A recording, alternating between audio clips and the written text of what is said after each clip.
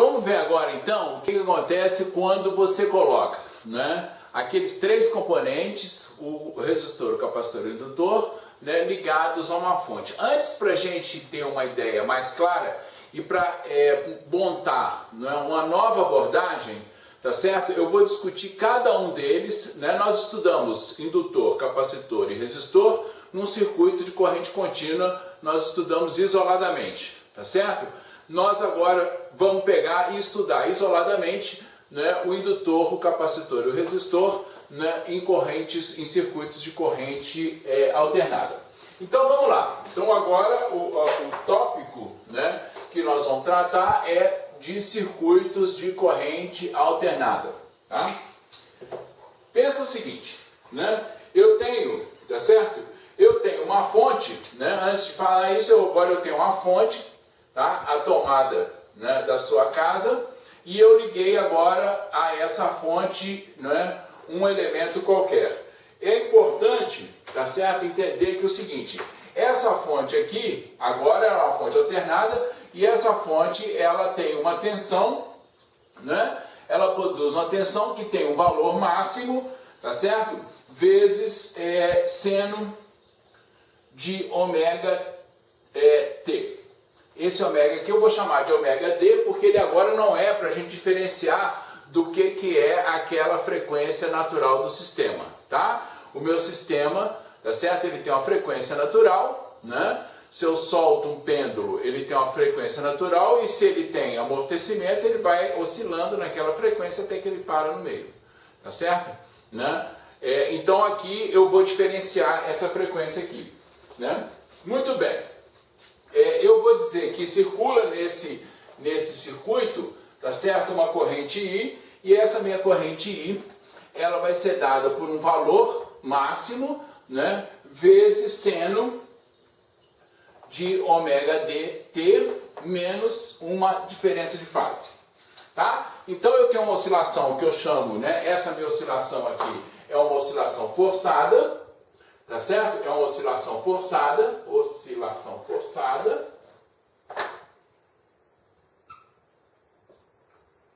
porque a frequência não é necessariamente igual à frequência natural do meu sistema, tá? Muito bem, ela também não é igual àquela ômega' que a gente viu quando viu o circuito RLC sem fonte externa. Então vamos ver primeiro o que acontece quando eu tenho, né, um circuito que eu vou chamar de resistivo. Eu tenho aqui um circuito resistivo, ou seja, eu vou ligar essa minha fonte num resistor. Então eu tenho a minha fonte aqui, eu tenho um resistor aqui, eu tenho a corrente passando aqui. Ó, deixa eu chamar a atenção de vocês, né? Você vai olhar aqui e falar assim, mas você botou a corrente desse jeito aqui, essa corrente agora é uma corrente alternada, ela é uma função, não é, do tempo, tá certo? Essa minha tensão aqui, tá? A minha tensão é uma função desse jeito aqui, né? Ela varia com o tempo, tá certo? Então, como é que você está botando essa corrente nesse sentido aqui? Tá? Isso é só uma representação, tá certo? Né? O que importa é que eu tenho agora uma mudança permanente de polaridade, né? Essa mudança de polaridade, nesse caso dessa fonte aqui, né, ocorre com uma determinada frequência, né? Por exemplo, você sabe que a frequência do circuito doméstico que a gente tem, né, ela é de 60 Hz, tá certo?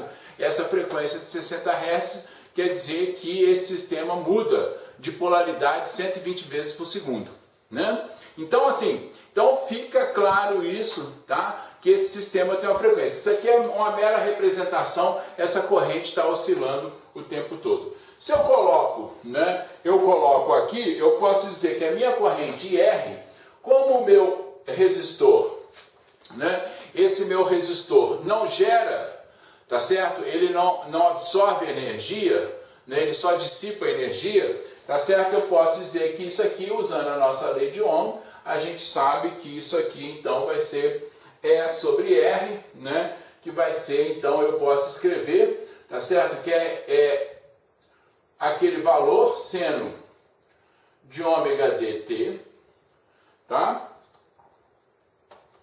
Dividido por R. Esse é o valor da corrente, né? tá certo? Esse é o valor da corrente que atua no circuito.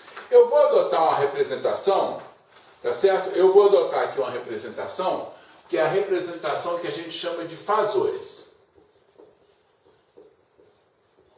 O que são os fasores? Os fasores, eles são uma representação geométrica que ela é extremamente útil, né, para a gente discutir um circuito elétrico, tá? Então, ela parte do seguinte sentido. Vamos imaginar, tá certo?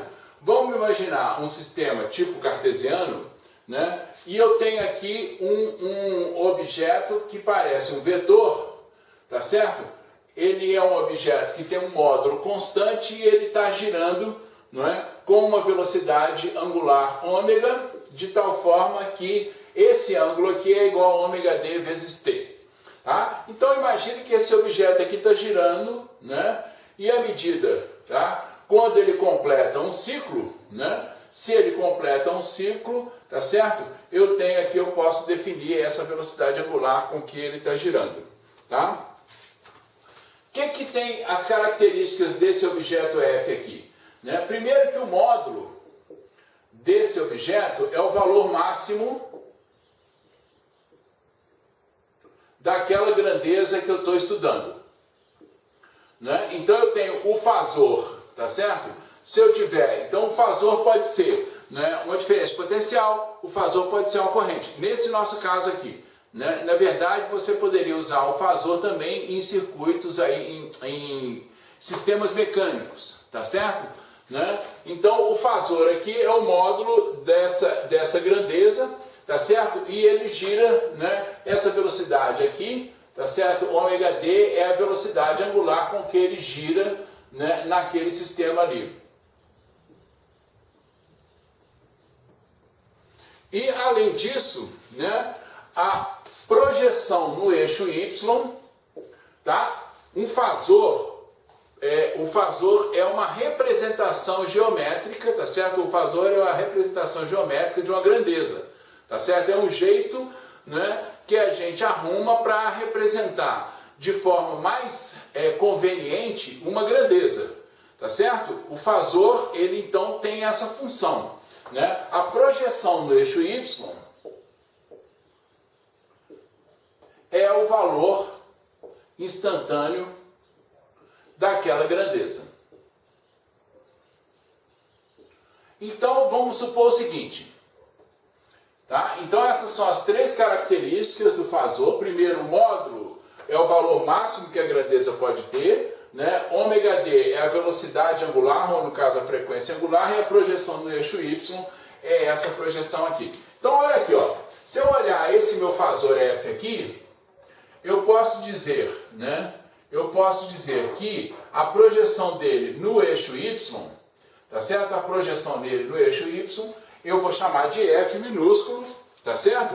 Eu vou chamar de esse F minúsculo aqui, e eu posso dizer que aquele meu F minúsculo, olha ali, ó, F minúsculo é igual a F seno, né, de ômega d vezes t. Tá? Quando ômega d é um ângulo, né? Ômega d é um ângulo, tá certo?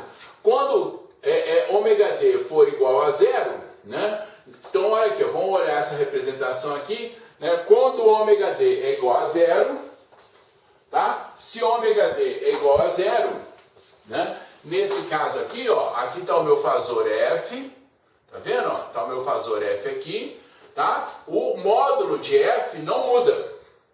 O que muda é a projeção no eixo vertical, tá certo? Então nesse caso aqui, se ômega d é igual a zero, ômega dt, né, igual a zero, ômega d é um valor constante para todos os efeitos aqui, né? O meu valor de F é igual a zero, tá? Quando eu tiver, né, uma situação em que o meu F agora está passando aqui, ó,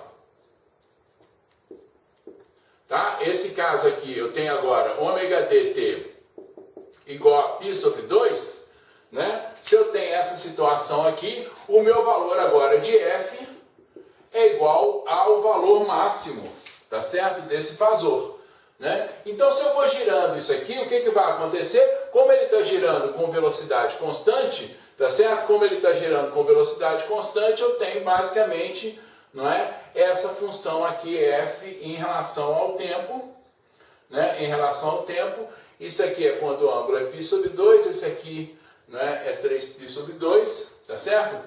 Né? E esse aqui é o pico dessa função que tem o valor máximo ali da função que é f, tá? Então essa é uma representação bastante útil, né, que eu uso, tá? E eu vou usar ao longo, então, dessa situação aqui. Então, vamos ver no circuito, como é que eu represento isso no circuito resistivo. Olha só, eu vou representar no circuito resistivo, eu vou fazer a seguinte, representação aqui, né? Eu vou pegar aqui e vou colocar, né? Imagina que eu coloco o meu fasor V, tá certo? O meu fasor V, eu normalmente vou representar, né, com uma letra maiúscula o valor máximo e com a letra minúscula o valor instantâneo, tá? Então aqui eu tenho o meu ômega dt, né? Esse aqui é o meu e esse aqui é a minha tensão num instante de tempo qualquer, né? Eu posso colocar aqui, tá? Eu posso colocar aqui a minha corrente, os fasores aqui, cada um tem a sua representação, né? Eu tenho o meu valor de I aqui, tá? Essa é a minha tensão IR, e se eu projetar aqui, eu tenho o meu I, meu valor de IR, tá?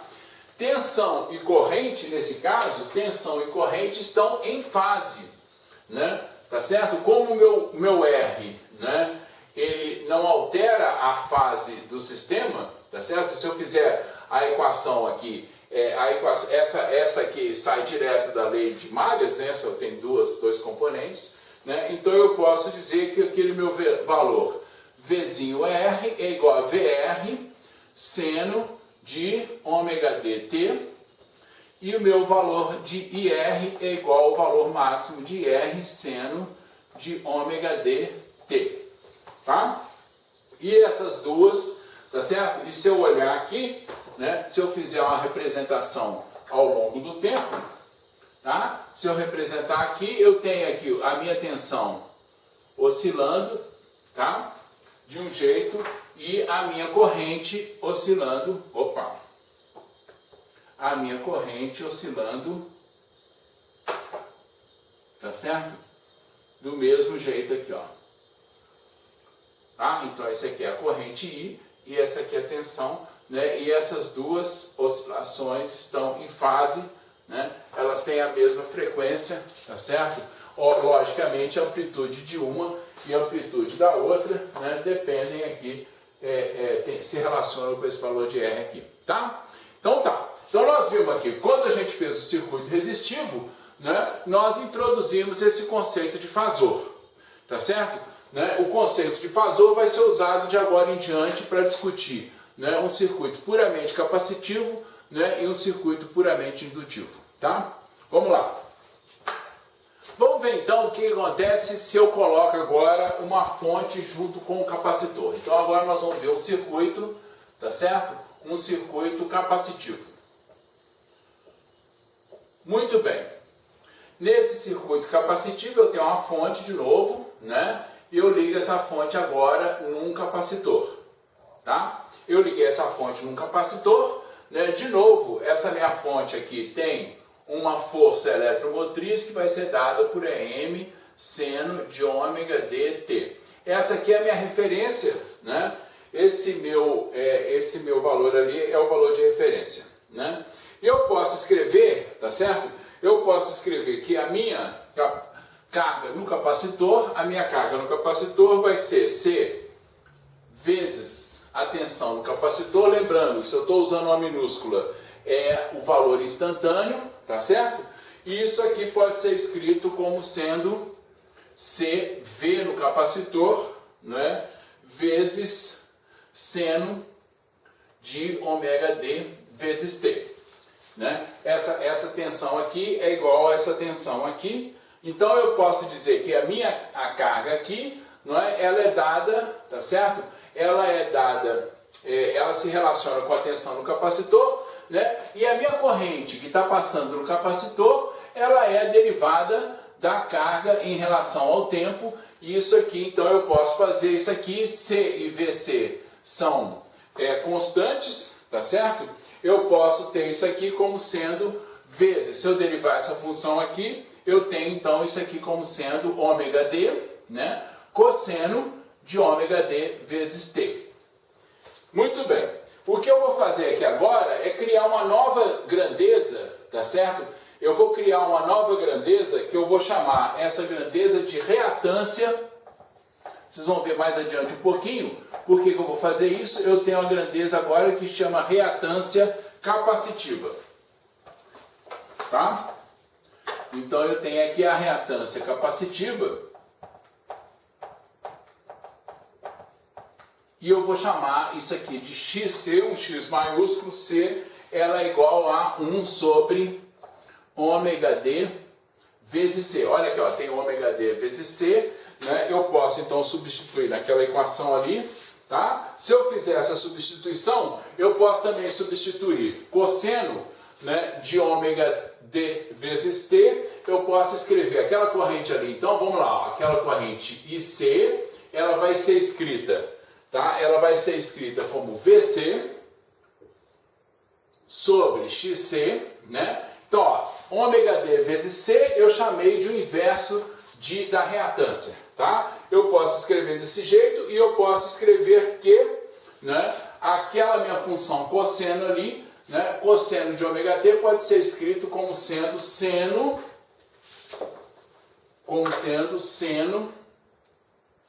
de ômega d vezes t mais π sobre 2. Né? Para as duas equações, tanto essa quanto essa, ficarem em função do seno, tá certo? Né? Então eu fiz eu criei essa função aí, né? E eu posso escrever, tá certo? Se essa minha função aqui, se eu chamar isso aqui então, eu posso dizer que VC, tá certo? VC vai ser igual a IC vezes XC.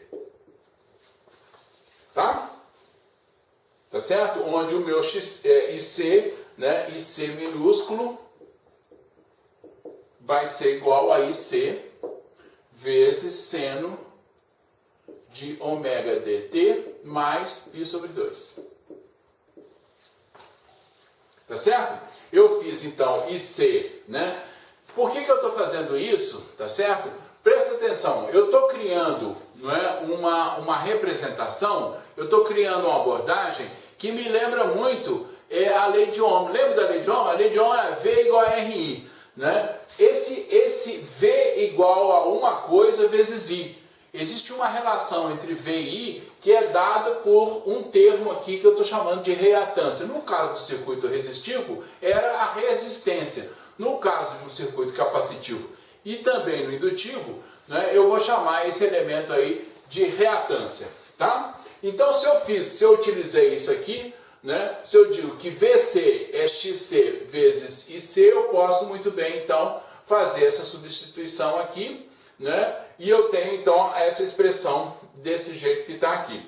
Tá? Então, eu posso escrever isso aqui, né, e se eu lembrar que a minha corrente IC, eu tinha dito que ela era IC vezes seno, né, a minha resposta é uma resposta do tipo, né, seno de ômega d menos π, eu posso dizer que a diferença de fase aqui é menos π dividido por 2.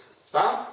Olha só, vamos agora utilizar a representação de fasores, né, para a gente olhar esse circuito aqui. Né? Você está percebendo aqui que existe uma diferença de fase entre a corrente, né, e a tensão, tá? Existe uma diferença de fase que é de π sobre 2. Né? Olha aqui, vamos representar desse jeito aqui. Quando eu tiver a minha tensão, então vamos botar a tensão aqui, tá? No começo, né? Se eu coloco aqui, ó, se eu coloco a minha tensão VR aqui, ó, tá? Então vamos olhar, fazer essa representação. Eu tenho aqui essa minha função V, né? Esse aqui é o meu Vzinho, ou VC, perdão, né?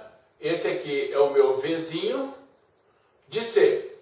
Tá? Ele tem a frequência frequência para todos eles é a mesma, tá? A frequência é ômega t, perdão, né? E eu tenho essa função aqui. Como é que está a corrente aqui? Ora, a minha corrente, ela está adiantada, tá certo? A minha corrente está adiantada em π sobre 2 em relação à tensão. Então, quando o ômega dt, olha aqui, quando o ômega dt for igual a zero, então se eu tenho ômega d vezes t igual a zero, quanto é que vale o valor da minha tensão VC? Né? A minha tensão VC vai valer, tá certo? A minha tensão VC, ela vale VC seno de ômega dt. Se ômega dt é igual a zero, se isso aqui é igual a zero, tá certo? Esse valor aqui é igual a zero. Então, quando o ômega dt é zero, VC vale zero. Quando o ômega dt é igual a zero, como é que vale a corrente aqui? A minha corrente aqui, olha só, se ômega dt é igual a zero, eu tenho seno de π sobre 2. Quanto que é o seno de π sobre 2? Seno de π sobre 2 é o valor máximo. Então, naquela minha representação de fasores, tá certo? Eu tenho aqui o meu fasor, né, nesse valor máximo aqui. Né? Então, o meu VC é zero, o V minúsculo, V instantâneo, tá certo? E o meu IC é igual ao valor máximo que tem ali. Né? Então, neste caso aqui, tá certo? Nesse caso aqui, eu digo que essa minha corrente aqui, ela está adiantada. Ela está adiantada, esse é um termo que a gente usa na solução de circuitos, ela está adiantada em relação à tensão. Então, a minha corrente aqui, ó, ela vai ter, tá certo? Ela vai passar aqui, tá? Quando a tensão é zero, né? A minha corrente atinge o máximo, tá? E a corrente, então, vai fazer esse comportamento aqui. Então, esse aqui é o meu valor da corrente, não é, instantânea ao longo desse circuito aqui. E a diferença de fase aqui, tá certo? A diferença de fase aqui é π sobre 2. Tá certo? Né? Então, se eu tenho passado um certo instante de tempo, né, né, eu posso olhar o que está acontecendo aqui, né, se eu passar um certo instante de tempo e aquele meu fasor V estiver agora numa posição aqui, VC me dando um valor VC instantâneo aqui, né? A minha corrente, tá? A minha corrente vai ser, esses dois fasores vão estar andando junto, tá vendo? Ó? Esses dois fasores vão estar andando junto, né? Eles giram, tá certo? Eles estão girando junto, né? Eles vão girando juntos assim, por quê? Porque a frequência aqui, ó, a frequência aqui é a mesma, né? Esse ângulo é ômega tt e essa diferença de fase aqui, tá certo? É a diferença de fase entre esses dois fasores, tá? Então, isso é o que acontece quando eu tenho um circuito capacitivo. Quando eu tenho um circuito capacitivo, existe uma diferença de π sobre 2 e a corrente está adiantada em relação ao potencial, né? A diferença de potencial entre os polos do meu capacitor. Tá? Vamos ver agora o que acontece quando eu tenho um indutor. Finalmente, então, nós vamos ver agora, né, o que acontece quando eu tenho um indutor ligado naquela minha fonte de corrente alternada. Então, agora eu vou ter um circuito, né, que eu vou chamar de um circuito indutivo. Muito bem, então eu tenho aqui, né, da mesma forma, eu tenho uma fonte, né, e eu liguei essa fonte agora num indutor, tá certo? Né? De novo, eu posso escrever o seguinte, eu posso escrever que a tensão no meu indutor, né, utilizando, tá, fazendo aquela mesma coisa, eu posso dizer que a minha tensão no indutor é igual a VL seno de ômega d vezes T, tá? Tensão aqui é igual a tensão aqui, né? Eu posso escrever e eu vou lembrar o seguinte, que a minha tensão VL, a tensão instantânea, ela é L vezes DI sobre DT, né? Então, se eu fizer essa integração aqui, tá certo? Eu posso escrever que DI sobre DT é igual, DI sobre DT vai ser igual a VL seno de ômega dt dividido por L. VL agora, tá? VL é o valor, né? É o valor máximo daquela função ali. Se eu faço essa integral aqui, então, eu tenho que o meu IL, tá? Fazendo a integral, o meu IL vai ser igual, então, a menos, tá? Fazendo a integral, eu tenho menos VL dividido por ômega d vezes L cosseno de ômega d vezes t. Tá? Fiz a integração aqui. De novo, eu vou criar uma outra grandeza que eu vou chamar de reatância indutiva. Eu tenho a minha reatância indutiva, que eu vou chamar de XL. Essa reatância indutiva, né, ela é definida como sendo ômega d vezes L, e eu posso também fazer a substituição menos cosseno de ômega dt, eu posso substituir por seno de ômega dt menos π sobre 2. Tá? Tá certo? Fazendo isso aqui, eu posso escrever, portanto, né, que a minha corrente IL, tá, vai ser VL sobre XL. Tá vendo aqui, ó? Eu posso escrever de novo, VL é igual a XL vezes IL. De novo, eu estou utilizando, não é, uma estrutura que me lembra a lei de Ohm. Assim, nossa, mas então esse jeito de resolver aqui facilita muito a resolução do circuito. Vocês vão ver que sim, tá certo? Né? Então, se eu tenho isso aqui, eu posso escrever, então, meu IL é VL sobre XL seno, não é, de ômega dt menos π sobre 2. Né? E eu tenho aqui que a minha diferença de fase φ é igual a π sobre 2. No caso do capacitor, eu tinha menos π sobre 2, no caso do indutor eu tenho mais π sobre 2, né? E essa então é a minha função da corrente. De novo, vamos fazer a mesma representação. Vamos olhar aqui, tá certo? E vamos fazer aquela representação de fasores, né? Eu vou pegar aqui e colocar o meu fasor que representa a tensão, tá? Vamos botar aqui, fazer ômega d igual a 0, ômega dt igual a 0. Esse aqui é o meu VL, tá? Então eu estou naquela situação em que ômega d vezes t é igual a 0. Se ômega dt é 0, VL, tá certo? Vale 0. Tá? E quanto é que vale a corrente? Se ômega dt é igual a 0, olha, se ômega dt é igual a 0, eu tenho então que esse valor aqui é 0, né? Eu tenho seno de menos π sobre 2, tá certo? Eu tenho seno de π sobre 2, então a minha corrente IL vai ser igual, no caso aqui, a minha corrente IL vai ser igual, né? Quando eu fizer aquilo ali, vai ser menos VL sobre XL, ou que é igual a menos IL. Nesse caso, então, eu tenho aqui, né, o meu fasor, esse aqui é o meu fasor IL, tá certo? Então eu tenho aqui essas duas, né, esses dois fasores desse jeito, tá certo? Eles formam um ângulo de 90 graus e eu vou dizer que a minha corrente aqui, a corrente, ela está atrasada. Enquanto no caso do circuito, tá certo? Enquanto no caso do circuito capacitivo a corrente estava adiantada, nesse caso aqui a corrente está atrasada. Então se eu fizer, né, o mesmo tipo de representação, né, supondo que aqui eu tenho, ó, a minha tensão, tá? A minha corrente vai estar, quando tem isso aqui, a corrente, né, vai estar desse jeito aqui, ó. Ela vem para cá, tá? Ela vem aqui, faz esse movimento aqui, quando chega aqui ela está no pico, né, passa por 0, tá certo? E vai indo aqui, né?